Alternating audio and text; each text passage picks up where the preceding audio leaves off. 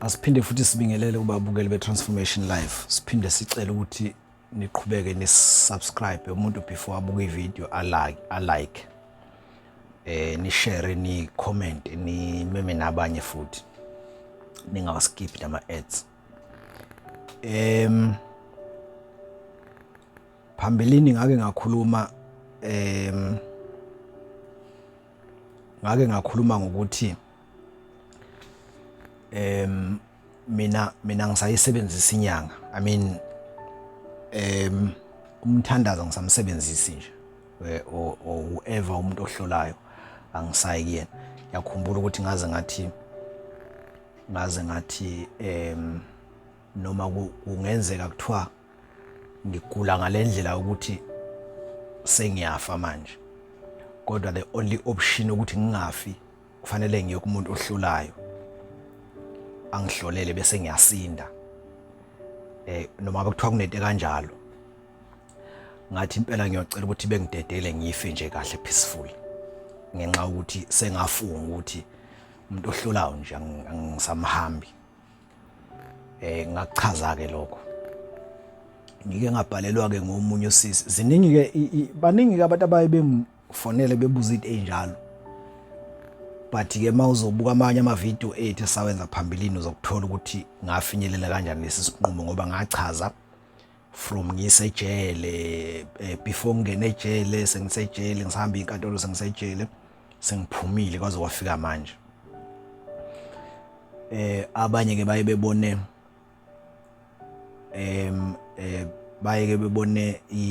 baye befone bebuza ukuthi hawu manje wena ukuthi nokuthi ukwenza kanjani, ngoba uthi abantu abahlolayo sabahambi, yabona sikhulume into efana nalezo.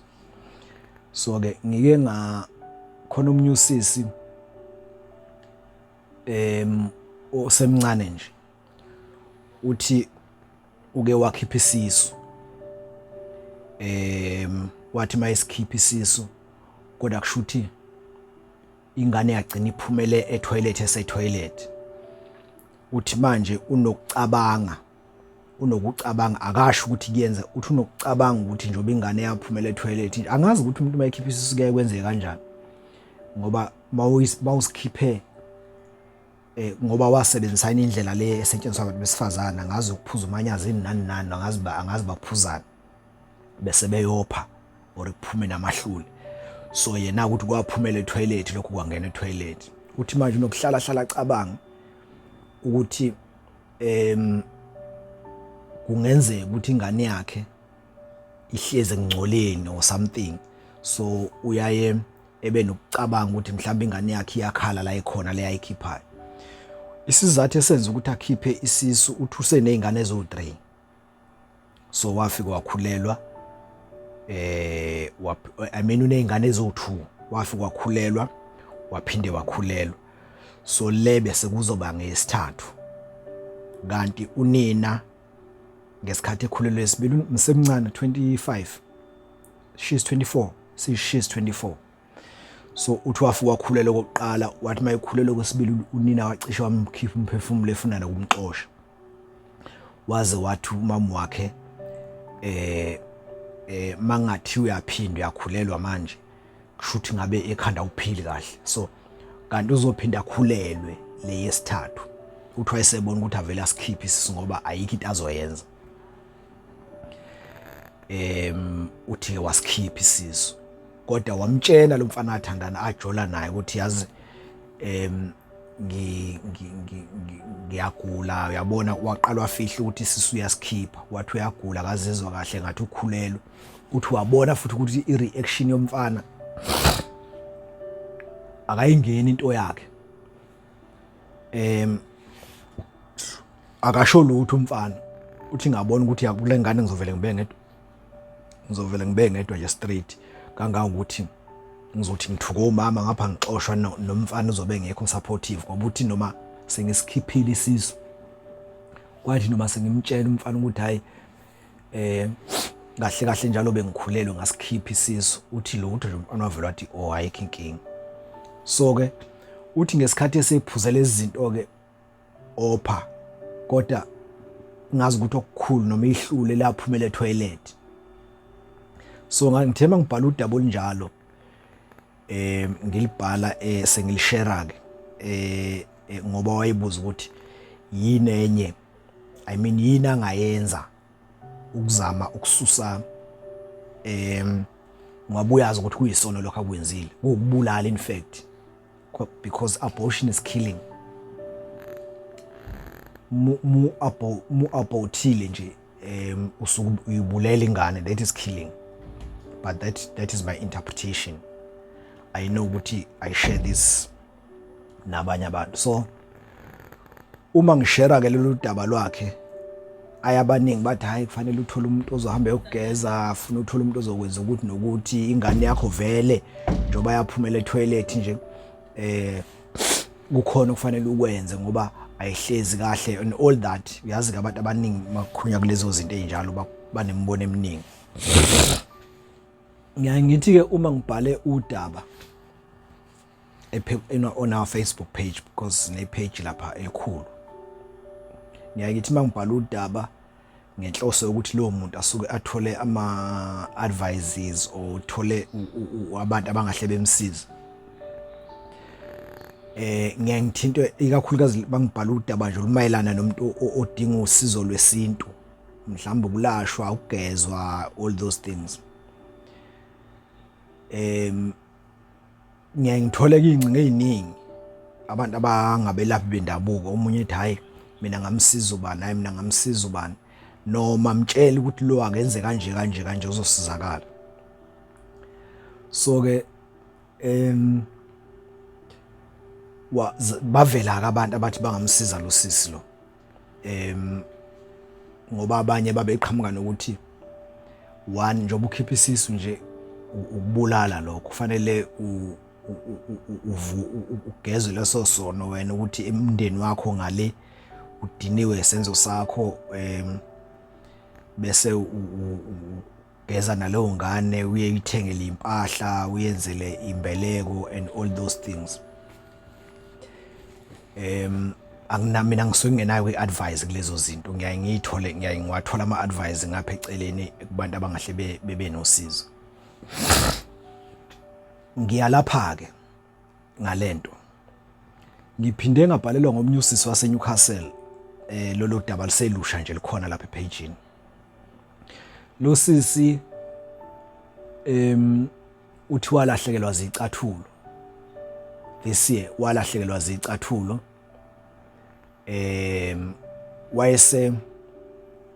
wayesethola inamba yenyanga yangapha kwamhlaba yalingana ngeke ngisisho isibungu sayo but siqala ngo-F inyanga nje yaziwayo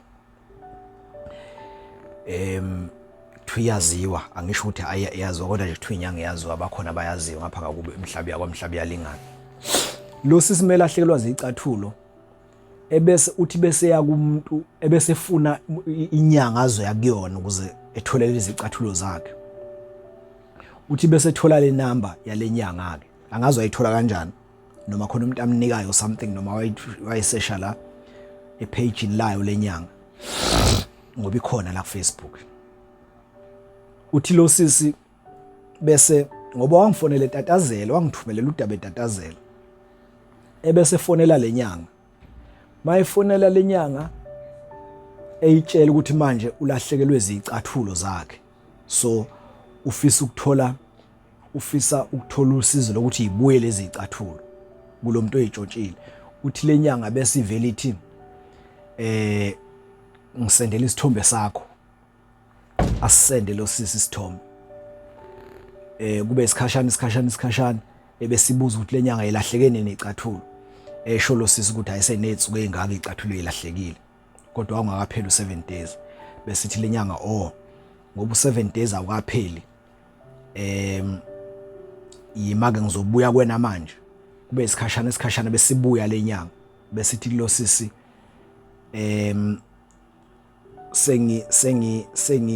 sengilisebenzile udaba lwakho icathulo zakho ngekushaya u12 wasemini kusasa zingabuyile shuthi isho namhlanje shuthi izobuya ebusuku noma ekseni kusasa kodwa u12 wasemini ngakusasa ngekushaye zingabuyile icathulo bese ithi lenyanga ngicela ufake 1500 isho kulosisi uthi lo sisi hawu ngathi mina cha bengisafuna ukubuza ukuthi ubaba usebenza kanjani ngoba uthi akalitholanga lelo thuba. Uthi wathi esafonela lenyanga esaxhumana nayo efuna usizo, esafuna ukuchaza ukuthi ufuna usizo lokuthi abuyele izicathulo zakhe, uthi lenyanga yasimjaha ngokuthi athumele isithombe. So wangalithola ithuba lokuyichazela ukuthi wangalithola ithuba lokuthi abuze kulenyanga ukuthi isebenza kanjani nani nani. Uthi avela athi nje hayi udaba lakho sengilisebenzile emva kokuthi sesethumela isithombe nani nani. Yathi sengilisebenzile ngicela ufake 1500. Uthi lo sisi wathi hayi mina anginayo imali, bengithi angakaminayo imali. Bengithi ngisazobuza ukuthi usebenza, yathi inyanga sengilisebenzisa udaba lakho izicathulo ezizobuya ngokushaya u12 ngakusasa, kodwa wena faka imali wena. Uthi wathi lo sisi hayi bengingakaminayo inyanga, yathi inyanga bengingakaminayo imali, yathi inyanga hayi ngeke faka imali, zama imali kodwa ifuna uyifake khona manje 1500. Hayi ke lo ithi lenyanga yathi ufuna uyizame le mali uyifake khona manje ngoba indlela engisebenza ngayo mina ayifani neyabanye. Uma ungayizami le mali, lezi zinto esengiyithumela ngoba yathi thumela izilwane, lezi zinto esengiyithumele izoza kuwena bese uba senkingeni, ungazi kangaka ukuthi ungaze ufe. Hayi ke uthi usisayincengeke inyanga ukuthi cha ngizohlanganisa. Uthi lo sisi wazi wahamba nje wayoboleka le imali, wangayithola wabuya wayitshela inyanga ukuthi yazi khona la bethu uzama khona kodwa akayithola. Athi inyanga inkinga nje ufuna uyifake khona manje le mali. So uyangishayela ke lo sisi kushuthi mina ngishayela sekungakusasa, useshayela u12 lokuthiwa ke ezokushaya sekungakusasa, sekungakusasa ntambama kade tatazela olalong mayesho usengishayela ngakusasa ntambama ungibikela lolu daba. Uthi manje akasazi enze njani, ezengithumelele engisendeleke izithombe zenyanga ekade imsendela, ithi lenyanga buka la ukuthi mina ngisebenza kanjani, imsendela ibambe inyoka emotweni ngemuva, yamsendela isigodlo sayo, zonke lezo zinto. Sengithi mina kulo sisi manje wena sisi yini enza ukuthi uzukhale nje ekukhalisaka kulento. Uthi ngikhalela ukuthi phela uthi ithi lenyanga izomenza umkhovu or kukhonto ezokwenzeka kodwa inzima kuyena, engenzeka ngisho umkhovu. Sengithi ke kulontokazi musu ukutatazela, letha la inamba yenyanga, letha la inamba, sendela inamba yenyanga ngizokhuluma naye inyanga mina. Ngayifonela inyanga ngakhuluma nayo ngithi mina yazi kunosisi okade engithumelela udaba kanje kanje kanje. Ngase ngiyithumelela i-screenshot wayesengithumelele ulo, ngayithumelela i-screenshot. Ngithi mina niyenzelani lento eniyenzayo ngoba wena izicathulo uhlulekile ukuyibuyisa, ubuthe izobuthwa elifengakashayi. Niyenzelani lento eniyenzayo kubantu, nidlalelani ngabantu, nidlala ngolwazi, nidlala ngokungabinalwazi kwabantu. Niyenzelani lento ngoba kwayiwena nje yourself uyazi ukuthi lezi izicathulo ngeke uyibuyise, uyazi nawe awuyenzi into enjalo. Ukwazi ukubuyisa izicathulo, yini ungabuyisa izicathulo bese ushusha le ngane ayikunikeza imali usuyibuyisile izicathulo? Yini ungakwenzi lokho? Yini ufuna ingane ikhiphe imali uqala izicathulo ungakayibuyisi? Ayiyaxolisa ke ngathi yekani ukudlala ngolwazi ngokungazi kwabantu, yekeni leyo nto. Ayiyaxolisa ke yathi hayi icela ukuthi lento ivele iphele khona la. Yaphela ke kanjalo ke. Usisi naye lo ngamtshela ukuthi wena akuyona inyanga leyana, ayikho inyanga yenza leyo nto. So lelo yini ilokhu ngoba izicathulo zamantombazane yes zikhona ezidulayo noma ngingambuzanga usisi, kodwa yini nje yenza ukuthi izicathulo mase ilahlekile kube ungazi ucabanga umuntu ohlolayo ukuthi ungazi ucabanga nguye enyangeni. Yingoba wazi ukuthi yonke into thina singabantu abamnyama sazi ukuthi siyayithanda lento ekuthiwa sense of belonging, siyayifuna into esizobambelela kuyona uma sibhekene nesimo esithile, asifuni ukuface reality. Ngake ngakhuluma ngelinye ilanga ngikhuluma ngendaba yempilo yethu nje emakhaya nokuthembela izinyanga, ukuthembela ezinyangeni kakhulu. Izinyanga ke abanye bayebethi ngiyayizonda, angiyizondi. Into engayithandi mina ukuthathwa if you take advantage ngokungazi komuntu. Kuhlungu leyo nto, thatha iadvantage ngenxa ukuthi umuntu akazi.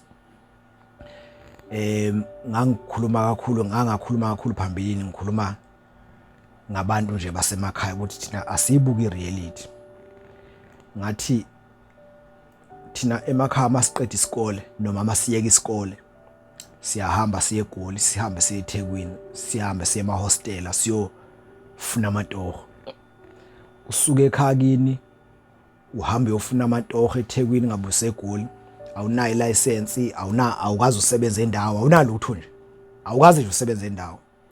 Mawufika lapha uyohlala ehostela nabantu abangasebenzi asebena 6 years bekhona la eGoli, 6 years bese eThekwini, ngabe basempangeni eMandeni kuphi, Rustenburg kuphi. Uhlala nabendlini abasebenzi, kusebenza mhlawumbe umuntu oyedwa noma ababili la. Impilo yasehostela bayayazi abantu. Uma usuhambile wena uhlala nabantu abangasebenzi, uhlala kuze kushaya isikhathi sokuthi mhlambe kushaya ama-holiday nibuye nihambe niye emakhaya, mhlambe futhi uzucela imali ekhaya yokuthi ugitshezwe usuke eGoli uye ekhaya. Mawususekhaya mawusuchazela umama wakho ukuthi hey amatoha wekho, lokhu ahamba akwazi utoha, uyasuka umama wakho uyakuthatha ukusa kumuntu ngemali yempesheni, ukusa kumuntu ukuthi umuntu kufanele ahlole ukuthi yindaba ungawutholi umsebenzi or akulungisele ukuthi uthole umsebenzi. Mawufika kumuntu, umuntu akeze ukufike lo hlolayo, maye khona futhi umuntu ozosho njalo, mhlambe bekhona abangangithinta eceleni bethi hayi ukhona ukutshela ukuthi okutshela lento oyishoyo, ukhona ukutshela kanjalo. Mawufika kumuntu ohlolayo ngeke akutshele umuntu ohlolayo ukuthi lalela amathuba emisebenzi awekho, imisebenzi nje ayikho, ayinamathuba, akusekho ngisho umsebenzi nje awukho, into engekho. Abantu abaningi la eSouth Africa abasebenzi and ayikho into ebekwe uhulumeni azokhanda ngayo imisebenzi ukuxazulula lenkinga nje ngokukhulu kushesha, ayikho. Ngaze ngakhuluma ngendaba yothisha ngathi last year more than thousands of teachers akade be graduate abangothisha. Last year more than thousands yothisha ebebe graduate nakhona. Nango 2021 more than thousands of teachers ebebe graduate. Nango 2019, nango 2018. Shuthi unyaka nonyaka, ngikhuluma nje ngothisha kuphela, unyaka nonyaka sinenqwaba yothisha abagraduateayo, nqwaba yothisha abagraduate. Uthisha usebenza makunjani makukhona isikhala esikoleni? Zikhona izikole ezakhiwe ezintsha? Azikho. Pho bazosebenza pho uthisha ndawo? Ilona lo uzothola isikhala esikoleni esithize ngoba kukhona uthisha oshonile, ngoba ukhona uthisha oretire. Abekho ukuthisha abafa bebeyinqwaba, abekho futhi uthisha abaretire bebeyinqwaba ngonyaka. Mhlambe ngonyaka kuretire abantu ababili, mhlambe kushona oyedwa. So lezi indimbane ke eziningi zothisha zizoyithola phi imisebenzi ngoba azikho izikole ezintsha ezakhiwayo.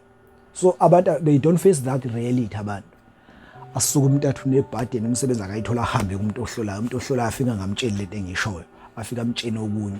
Seyogxila ke kulento akayitshene umuntu ohlolayo, ayilungise lento ingalunga, ayilungise lento ingalungi, okuyiyona ekuthiwa isizathu sokuthi angawuthola umsebenzi yiyo. Ayilungise lento ingalungi. Kuthi noma esesenkingeni encane nje njengalosisi obelahlekelwe izicathulo wayenyangeni, ngoba kimi uthi ubesefuna ukuyibulala, wangifonela ekhaya ethi yena usecabanga ukuyibulala ngoba manje lenyanga ithi izomenza umkhovu maye ngayikhiphi le mali angenayo.